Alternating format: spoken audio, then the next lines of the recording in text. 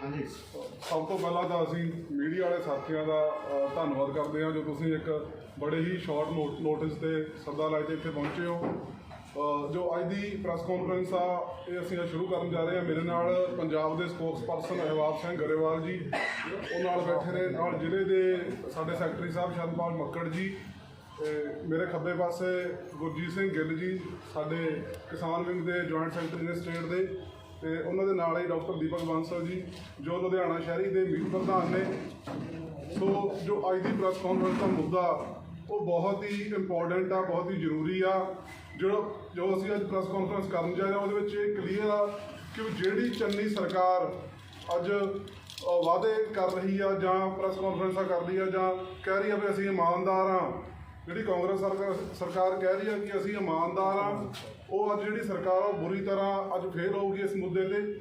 ਕਿਉਂਕਿ ਜੋ ਲੁਧਿਆਣੇ ਦੇ ਵਿੱਚ ਜੋ ਕਰਪਸ਼ਨ ਹੋ ਰਹੀ ਆ, ਜੋ ਲੁਧਿਆਣੇ ਦੇ ਵਿੱਚ MLA ਸਾਹਿਬਾਨ ਜੋ ਇੱਥੇ ਦੇ ਮੰਤਰੀ ਨੇ ਉਹ ਕਰਪਸ਼ਨ ਕਰ ਰਹੇ ਨੇ ਤੇ ਸਰਕਾਰੀ ਅਫਸਰਾਂ ਨੂੰ ਡਰਾਇਆ ਧਮਕਾਇਆ ਜਾ ਰਿਹਾ ਤੇ ਉਹਨਾਂ ਦੇ ਤਬਾਦਲੇ ਤੱਕ ਕਰਵਾਏ ਜਾ ਰਹੇ ਆ।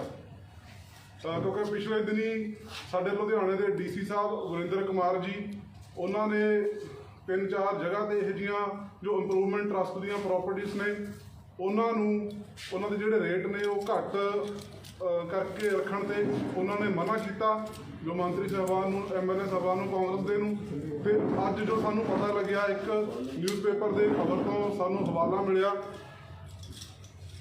ਕਿ ਉਹਨਾਂ ਦੀ ਜਿਹੜੀ ਆ ਉਹਨਾਂ ਦਾ ਤਬਾਦਲਾ ਕੀਤਾ ਜਾ ਰਿਹਾ ਕਿਉਂਕਿ ਉਹ ਮੰਤਰੀ ਸਾਹਿਬ ਦੇ ਕਹਿਣ 'ਤੇ ਜਿਹੜੇ ਆ ਉਹ ਸਾਈਨ ਨਹੀਂ ਕਰ ਰਹੇ। ਮੰਤਰੀ ਸਾਹਿਬ ਨੂੰ ਜੋ ਪ੍ਰਾਪਰਟੀਆਂ ਚਾਹੀਦੀਆਂ ਨੇ ਸਸਤੇ ਭਾਅ ਦੇ ਵਿੱਚ ਸਰਕਾਰੀ ਪ੍ਰਾਪਰਟੀਆਂ ਉਹਨਾਂ ਦੇ ਵਿੱਚ ਉਹ ਜਿਹੜੀ ਆ ਉਹਨਾਂ ਦੇ ਨਾਲ ਭਾਗੀਦਾਰ ਨਹੀਂ ਬਣ ਰਹੇ। ਸੋ ਇਹਨਾਂ ਦਾ ਤਬਾਦਲਾ ਕਰਕੇ ਜੋ ਇੱਥੇ ਲੁਧਿਆਣੇ ਦੇ DC ਨੇ ਨਵੇਂ ਉਹ ਇੱਕ PPS ਮੋਦੀ ਜਿਹੜੇ ਨੇ ਉਹਨਾਂ ਨੂੰ DC ਲਾਇਆ ਜਾ ਰਿਹਾ, ਜੋ ਅੱਜ ਤੱਕ ਪੂਰੇ ਹਿਸਟਰੀ ਦੇ ਵਿੱਚ ਪੰਜਾਬ ਲੁਧਿਆਣੇ ਦੀ ਵਿੱਚ ਅੱਜ ਤੱਕ ਕਦੇ ਵੀ ਕੋਈ ਪ੍ਰਮੋਟੀ ਜਿਹੜਾ ਲੁਧਿਆਣੇ ਦਾ ਉਹ DC ਨਹੀਂ ਬਣਿਆ।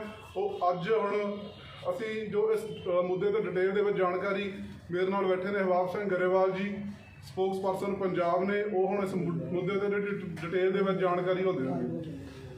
ਜੀ ਇੱਕ ਬੇਨਤੀ ਹੈ, ਲੁਧਿਆਣੇ ਦੇ ਵਿੱਚ 2 ਇਹੋ ਜਿਹੀਆਂ ਪ੍ਰਾਪਰਟੀਆਂ ਸੀਗੀਆਂ ਜਿਨ੍ਹਾਂ ਨੂੰ ਇੰਪਰੂਵਮੈਂਟ ਟਰਸਟ ਤੇ MLA ਸਾਹਿਬਾਨ ਤੇ ਮੰਤਰੀ ਜੀ ਵੇਚਣਾ ਚਾਹੁੰਦੇ ਸੀ। ਤੁਸੀਂ ਸਾਰੇ ਵਾਕਫ ਹੋ। ਇੱਕ ਤਾਂ ਜਿਹੜੀ ਉਹ ਮਾਲ ਟਾਊਨ ਐਕਸਟੈਂਸ਼ਨ ਦੇ ਨਾਲ 250-300 ਕਰੋੜ ਦੀ ਜ਼ਮੀਨ ਸੀ ਜਿਹਦੀ 92 ਕਰੋੜ ਮੁਲਾਂਕਣ ਕਰ ਰਹੇ ਸੀ, ਉਹ 'ਤੇ DC ਸਾਹਿਬ ਨੇ ਸਟੈਂਡ ਲਿਆ ਤੇ ਕਿਹਾ ਕਿ ਅਸੀਂ ਨਹੀਂ ਵੇਚਣ ਦੇ ਸਕਦੇ। ਦੂਜਾ ਜਿਹੜੀ ਇੰਪਰੂਵਮੈਂਟ ਟਰਸਟ ਦੀ ਬਿਲਡਿੰਗ ਆ ਕਾਲਜ ਰੋਡ 'ਤੇ, ਉਹਦੇ 'ਤੇ DC ਸਾਹਿਬ ਨੇ ਸਟੈਂਡ ਲਿਆ। ਉਹਦੇ 'ਤੇ 60,000 ਰੁਪਏ ਗਜ ਦਾ ਰੇਟ ਪੈ ਰਿਹਾ ਸੀ। ਉੱਥੇ ਆਪਾਂ ਸਾਰੇ ਜਾਣਦੇ ਹਾਂ ਕੀ ਰੇਟ ਆ, 1.5-2 ਲੱਖ ਰੁਪਏ ਗਜ ਤੋਂ ਥੱਲੇ ਉੱਥੇ ਰੇਟ ਹੈ ਨਹੀਂ। DC ਸਾਹਿਬ ਨੇ ਉਹ ਇਤਰਾਜ਼ ਲਿਆ।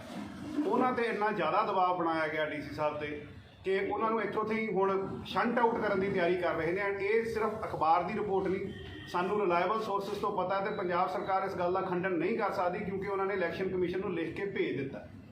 ਭੇਜਣ ਤੋਂ ਬਾਅਦ ਹੁਣ ਉਹਨਾਂ ਦੀ ਥਾਂ 'ਤੇ ਲਿਆ ਕਿਹਨੂੰ ਜਾ ਰਿਹਾ ਤੁਸੀਂ ਇਹ ਦੇਖੋ।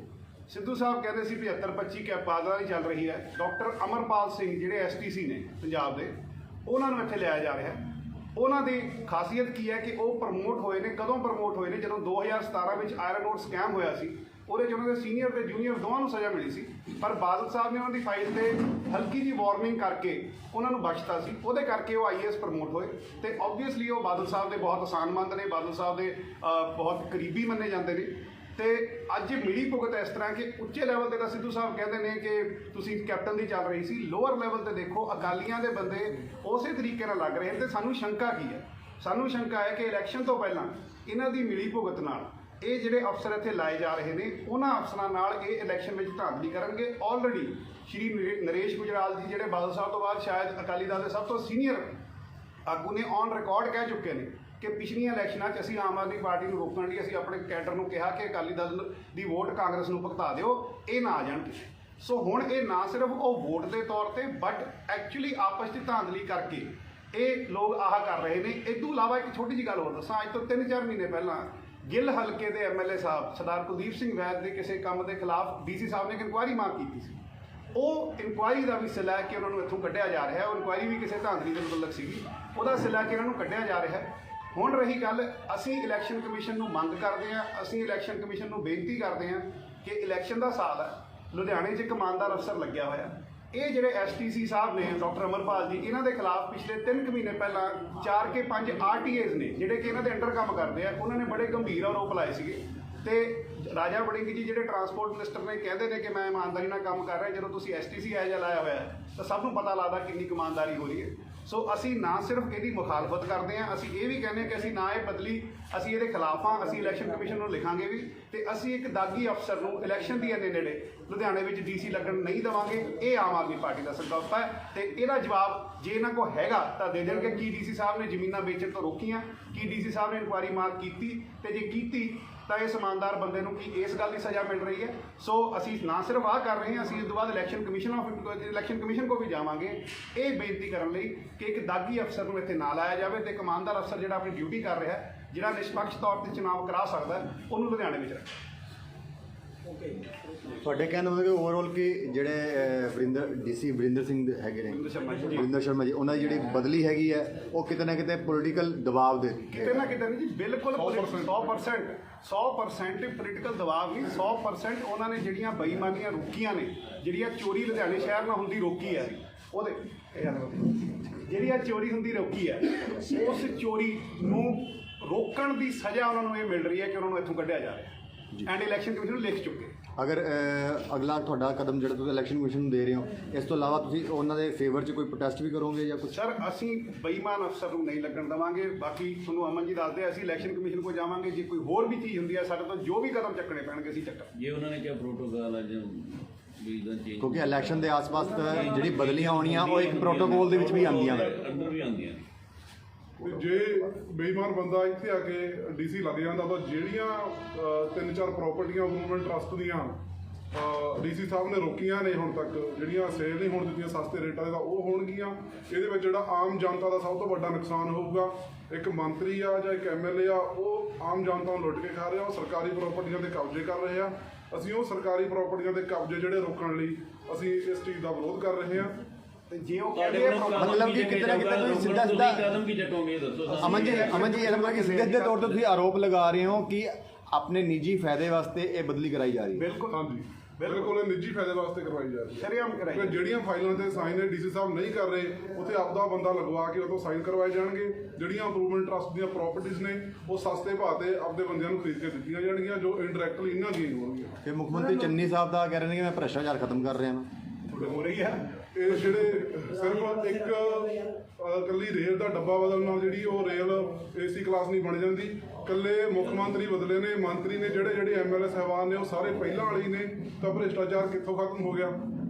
ਸਿਰਫ ਇਹ ਆਮ ਆਦਮੀ ਬਣਨਾ ਚਾਹੁੰਦੇ ਨੇ, ਕੇਜਰੀਵਾਲ ਵਾਂਗ ਕਹਿੰਦੇ ਨੇ ਅਸੀਂ ਇਹ ਕਰ ਦਾਂਗੇ ਜਾਂ ਉਹ ਕਰ ਦਾਂਗੇ, ਪਰ ਕੇਜਰੀਵਾਲ ਵਰਗਾ ਕਹਿਣਾ ਸੌਖਾ ਆਮ ਆਦਮੀ, ਪਰ ਬਣਨਾ ਬਹੁਤ ਔਖਾ। ਪਰ ਤੁਹਾਡੀ ਆਪਣੀ ਪਾਰਟੀ ਦੇ ਜਿਹੜੇ ਲੀਡਰਸ਼ਿਪ ਹੈਗੀ ਉਹ ਕਿਉਂ ਤੁਹਾਨੂੰ ਛੱਡ ਕੇ ਜਾ ਰਹੀ ਹੈ? ਕਿਹੜੀ ਲੀਡਰਸ਼ਿਪ ਸਰ ਜਾ ਰਹੀ ਸਾਨੂੰ ਛੱਡ ਕੇ? ਐਮਐਲਏ ਸਾਹਿਬਾਨ ਜਿਨ੍ਹਾਂ ਦੀਆਂ ਟਿਕਟਾਂ ਅਸੀਂ ਮਨਾ ਕਰ ਚੁੱਕੇ ਹਾਂ, ਉਹ ਇਲੈਕਸ਼ਨ ਸੀਜ਼ਨ ਹੈ ਸਰ, ਮਨੀ ਪਾਵਰ ਹੈ, ਹਾਰਸ ਟ੍ਰੇਡਿੰਗ ਨਾਮ ਦੀ ਇੱਕ ਚੀਜ਼ ਹੁੰਦੀ ਹੈ। ਜਿਨ੍ਹਾਂ ਨੂੰ ਇਹ ਹੋ ਗਿਆ ਸੀ ਕਿ ਤੁਹਾਡੀਆਂ ਟਿਕਟਾਂ ਰਿਪੀਟ ਨਹੀਂ ਹੋਣੀਆਂ, ਉਹ ਜਾ ਰਹੇ ਨੇ, ਉਹਨਾਂ ਨੂੰ ਜਾਣ 'ਚ ਕੋਈ ਨਹੀਂ ਰੋਕਥਾਮ। ਆਮ ਆਦਮੀ ਪਾਰਟੀ ਸ਼ੁਰੂ ਤੋਂ ਉੱਥੇ ਹੀ ਖੜੀ ਹੈ, ਜਿਹੜੇ ਕੋਰ ਬੰਦੇ ਨੇ ਉੱਥੇ ਹੀ ਖੜੇ ਆ। ਕਈ ਆਏ ਕਈ ਗਏ, ਜਿਹੜੇ ਪਾਰਟੀ ਦੇ ਸਕੇ ਨੇ ਪਾਰਟੀ ਨਾਲ ਲੈਣਗੇ। ਆਪਾਂ ਸਾਰੇ ਬਾਰ-ਬਾਰ ਕਹਿੰਦੇ ਕਿ ਅਸੀਂ ਇਲੈਕਸ਼ਨ ਲੜਨ ਨਹੀਂ ਆਏ, ਅਸੀਂ ਨਿਸਵਾਰਥ ਹੋ ਕੇ ਆਏ ਹਾਂ, ਤੇ ਫਿਰ ਜੇ ਟਿਕਟ ਨਹੀਂ ਮਿਲੀ ਤਾਂ ਇੰਨੀ ਮਾੜੀ ਹੋ ਗਈ ਪਾਰਟੀ। ਨਹੀਂ ਫਿਰ ਵਲੰਟੀਅਰ ਵੀ ਇਸ ਚੀਜ਼ ਦਾ ਤੁਹਾਡਾ ਵਿਰੋਧ ਕਰ ਰਹੇ ਨੇ, ਵਲੰਟੀਅਰ ਵੀ ਵਿਰੋਧ ਕਰ ਰਹੇ ਹੋ, ਕਹਿੰਦੇ ਪੈਰਾਸ਼ੂਟ ਦੇ ਰਾਹੀਂ ਤੁਸੀਂ ਕੈਂਡੀਡੇਟ ਲੈ ਕੇ ਆ ਰਹੇ ਹੋ। ਕੌਣ? ਤੁਹਾਡੇ ਵਲੰਟੀਅਰ ਹੈਗੇ ਸਰ। ਇੱਕ ਬੰਦਾ ਸਪਾਂਸਰ ਕਰਕੇ ਚੰਡੀਗੜ੍ਹ ਤੋਰਿਆ ਗਿਆ, ਇੱਕ ਬੰਦਾ ਤੋਰਿਆ ਗਿਆ, ਉਹ ਸਿੰਗਲ ਬੰਦਾ ਸੀ, ਐਂਡ ਉਹ ਸਿੰਗਲ ਬੰਦਾ ਵਾਪਸ ਆ ਗਿਆ। ਹੁਣ ਉਹਨਾਂ ਨੂੰ ਆਪਾਂ 10,000 ਕਹਿ ਦਈਏ, ਮੈਂ ਕੱਲ 100 ਬੰਦਾ ਖੜਾ ਕਰਾਂ, ਜੇ ਤੁਸੀਂ ਪਾਰਟੀ ਦਫ਼ਤਰ 'ਚ ਬੈਠੇ ਹੋ ਵਲੰਟੀਅਰ ਆਉਣਗੇ, ਉਹਨਾਂ ਨਾਲ ਗੱਲ ਕਰ ਲਿਓ। ਦੂਜੀ ਗੱਲ, ਜੇ ਸਰਕਾਰ ਕਹਿੰਦੀ ਕਿ ਪ੍ਰੋਟੋਕਾਲ ਹੈ, ਤੇ ਪ੍ਰੋਟੋਕਾਲ ਹੈ ਤਾਂ ਜ਼ਰੂਰ ਪ੍ਰੋਟੋਕਾਲ ਨਿਭਾਓ, ਬਟ ਇੱਕ ਦਾਗੀ ਅਫਸਰ ਨੂੰ ਲੁਧਿਆਣੇ ਨਾ ਲਾਓ, ਜਿਹਦਾ ਕਦੇ ਕੋਈ ਡੀਸੀ ਰਹਿਣ ਦਾ ਐਕਸਪੀਰੀਅੰਸ ਹੀ ਨਹੀਂ ਰਿਹਾ ਪੰਜਾਬ 'ਚ ਕਿਤੇ ਵੀ, ਤੇ ਜਿਹੜਾ ਸ਼ਰੇਆਮ ਆਪਣੀ ਜਿਹੜੀ ਆਈਏਐਸ ਹੈ ਉਹਦੇ ਲਈ ਬਾਦਲ ਸਾਹਿਬ ਦੇ ਅਧੀਨ। ਸੋ ਜੇ ਪ੍ਰੋਟੋਕਾਲ ਹੈ ਠੀਕ ਹੈ, ਪਰ ਇਹ ਜ਼ਰੂਰ ਦੱਸ ਦੇਣ ਕਿ ਕੀ ਉਹ ਡੀਸੀ ਸਾਹਿਬ ਨੇ ਜਿਹੜੇ ਅਸੀਂ ਕੰਮ ਕਹੇ ਆ ਉਹ ਚੀਜ਼ ਇਹਨਾਂ ਦੀਆਂ ਚੋਰੀਆਂ ਰੋਕੀਆਂ ਕਿ ਨਹੀਂ ਰੋਕੀਆਂ। ਆਪਾਂ ਮਤਲਬ ਸਿੱਧਾ ਕਹਿ ਰਹੇ ਵੀ ਫੇਰ ਤੋਂ ਜਿਹੜੀ ਮਿਲੀ ਭੁਗਤ ਹੋਗੀ, ਤੁਸੀਂ ਕੀ ਮਤਲਬ ਸੋਚਦੇ ਹੋ ਵੀ ਫੇਰ ਆਮ ਆਦਮੀ ਪਾਰਟੀ ਨੂੰ ਹਰਾਉਣ ਵਾਸਤੇ ਕੀਤਾ ਜਾਵੇ? ਸਰ ਮਿਲੀ ਭੁਗਤ ਦੀ ਹੱਦ ਸੁਣ ਲਓ ਤੁਸੀਂ। ਕੈਪਟਨ 45 ਦਿਨ ਏਜੀ ਲੱਗ ਗਿਆ, ਏਜੀ ਅਕਿਊਜ਼ ਦਾ ਲਾਇਰ ਹੈ, ਠੀਕ ਹੈ ਜੀ। ਉਹ ਏਜੀ ਸਾਰੀਆਂ ਫਾਈਲਾਂ ਪੜ੍ਹ ਗਿਆ ਜਿਹੜੀਆਂ ਸਰਕਾਰ ਦੀਆਂ ਫਾਈਲਾਂ ਸੀ, ਹੁਣ ਉਹ ਫੇਰ ਅਕਿਊਜ਼ ਨੂੰ ਰਿਪਰੈਜ਼ੈਂਟ ਕਰਨ ਲੱਗ ਗਿਆ। ਇਸ ਤੋਂ ਬਾਅਦ ਮਿਲੀ ਭੁਗਤ ਕੀ ਹੋ ਸਕਦੀ ਹੈ ਜੀ? ਤੁਸੀਂ ਆਪ ਸੋਚ ਕੇ ਦੇਖੋ, ਇੱਕ ਬੰਦਾ, ਇੱਕ ਵਕੀਲ ਜਿਹੜਾ ਸਭ ਤੋਂ ਵੱਡੇ ਅਕਿਊਜ਼ ਨੇ ਉਹਨਾਂ ਨੂੰ ਬਚਾ ਰਿਹਾ ਹੈ, ਉਹਨੂੰ ਏਜੀ ਲਾ ਦਿੱਤਾ ਜਾਂਦਾ 45 ਦਿਨ ਲਈ। ਉਹ 45 ਦਿਨਾਂ 'ਚ ਸਾਰੀਆਂ ਫਾਈਲਾਂ ਦੇਖ ਲੈਂਦਾ, ਫਿਰ ਉਹਨੂੰ ਹਟਾ ਦਿੱਤਾ ਜਾਂਦਾ। ਉਹਨੂੰ ਜਾਊਗਾ ਤੇ ਜਦੋਂ ਅਕਿਊਜ਼ ਦੇ ਕਬਲ ਲਈ ਖੜਾ ਹੋਊਗਾ ਉਹਨੂੰ ਪਤਾ ਨਹੀਂ ਹੋਊਗਾ ਫਾਈਲਾਂ 'ਚ ਕੀ ਹੈ। ਇੱਥੇ ਕਾਮਨ ਸੈਂਸ ਦੀ ਗੱਲ ਆ ਭਾਜੀ, ਮਿਲੀ ਭੁਗਤ ਪੂਰੀ ਆ।